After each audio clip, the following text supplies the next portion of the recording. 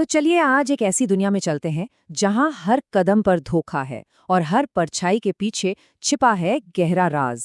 जी हाँ, हम बात कर रहे हैं अनिल मोहन के जासूसी उपन्यास दुबई का आका की।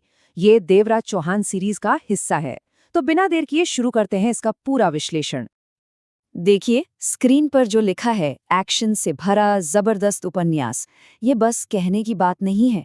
ये कहानी सच में आपको सीधे जासूसी, साजिशों और ऐसे हाई स्टेक ऑपरेशंस की दुनिया में फेंक देती है जहां आप जानते हैं एक गलत कदम का मतलब है मौत। तो दुबई का आका की दुनिया है कैसी? ये दुनिया है इंटरनेशनल जासूसी की, एक ऐसी अंधेरी दुनिया जहां वफादारी एक हथियार की तरह इस्तेमाल होती है। और सच तो सबसे बड़ा धोखा है।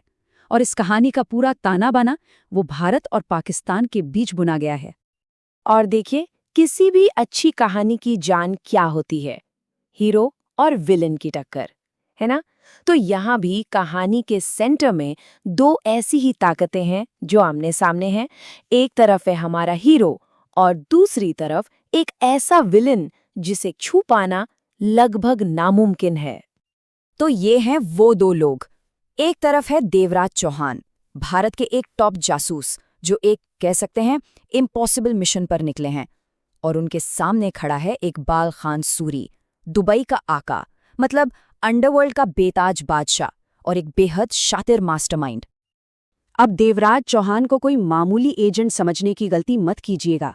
वो इंटरनेशनल जासूसी का एक्सपर्ट है। उसका काम भारत के सबसे बड़े दुश्मनों को ढूंढ निकालना। और इसी वजह से वो एक ऐसी दुनिया में काम करता है जहां भरोसा सबसे कीमती चीज भी है और सबसे खतरनाक हथियार भी। उसे झूठ के एक ऐसे जाल से निकलना है जहां हर धागा उलझा हुआ है। और उसका मुकाबला किससे है? इकबाल खान सूरी से। वो सिर्फ दुबई का आका नहीं है, वो पाकिस्तान से अपना पूरा नेटवर्क ऑपरेट करता है। और सबसे बड़ी बात, उसे वहां सरकार और बड़े बड़े बिजनेसमैन की पूरी प्रोटेक्शन हासिल है। धोखे और हिंसा का तो वो उस्ताद है। और उसकी असली लोकेशन? खैर, वही तो सबसे बड़ा राज है।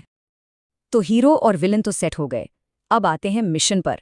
और ये कोई सीधा साधा मिशन नहीं है कि एक अपराधी को पकड़ना है। नहीं, ये एक धोखे का खेल है।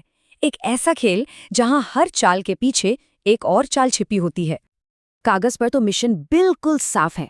पाकिस्तान में छुपे इकबाल खान सूरी को लोकेट करो और पकड़ लो। सिंपल। लेकिन जैसा कि हम सब जानते हैं, जासूसी की दुनिया में कुछ भी कभी भी सिंपल नहीं होता। और इसी उलझन के बीच कहानी में एंट्री होती है एक बहुत ही मिस्टीरियस कैरेक्टर की। नाम है कामिनी, या कह लें नसरीन शेख। और सबसे बड़ा सवाल यही है कि वो सूरी की दुश्मन है या फिर चौहान के बिछाए जाल का सिर्फ एक मोहरा। देखिए, कामिनी का किरदार बहुत ही कॉम्प्लेक्स है। एक जमाने में वो सूरी की लवर हुआ करती थी, लेकिन आज वो उसकी जान की दुश्मन है। वो चौहान की मदद के लिए इंडियन इंटेलिजेंस के साथ काम तो कर रही है, पर उसकी असली लॉयल्टी किसके साथ है, ये हमेशा एक सवाल बना रहता है।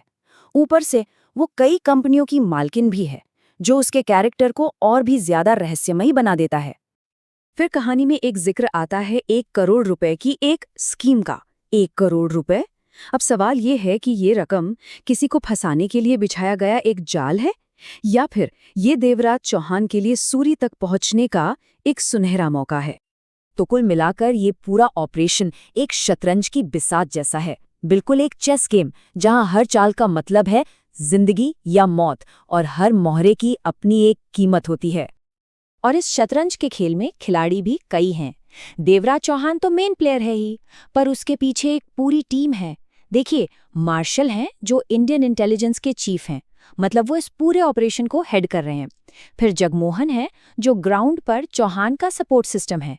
और एक और किरदार है मसूद, जो सूरी तक पहुंचने की एक बहुत ही जरूरी कड़ी साबित हो सकता है। तो चौहान का गेम प्लान क्या है?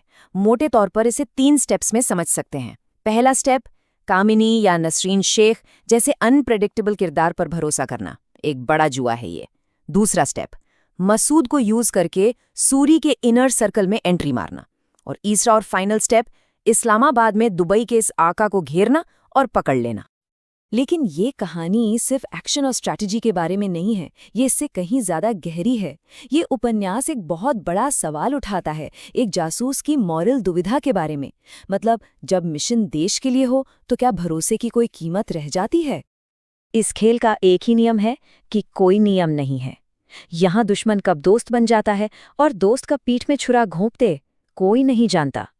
और देवराज चौहान को कदम कदम पर इसी आग से गुजरना पड़ता है। हर फैसला उसे इंसानियत और फर्ज के दोराहे पर लाकर खड़ा कर देता है। तो शतरंज की इस बिसात पर देवराज चौहान को तय करना है कि किस मोहरे पर भरोसा करें और किस मोहरे की कुर्बानी दे।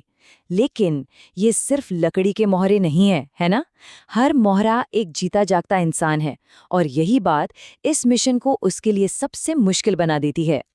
तो अब हम आते हैं इस कहानी के सबसे बड़े सवाल पर। आखिर इस तरह की जीत की असली कीमत क्या होती है? क्या चुकाना पड़ता है इसके लिए? और यही सवाल इस पूरी कहानी के दिल में है। एक जासूस के लिए ज्यादा बड़ा क्या है, मिशन या मोरालिटी, देश का काम या इंसानियत? देवराज चौहान को हर कदम पर यह चुनना पड़ता है, और शायद यही चुनाव उसे हीरो तो बनाता है, पर साथ ही एक बहुत अकेला इंसान भी। ये उपन्यास हमें इसी मुश्किल सवाल के साथ अकेला छोड़ जाता है सोचने के लिए।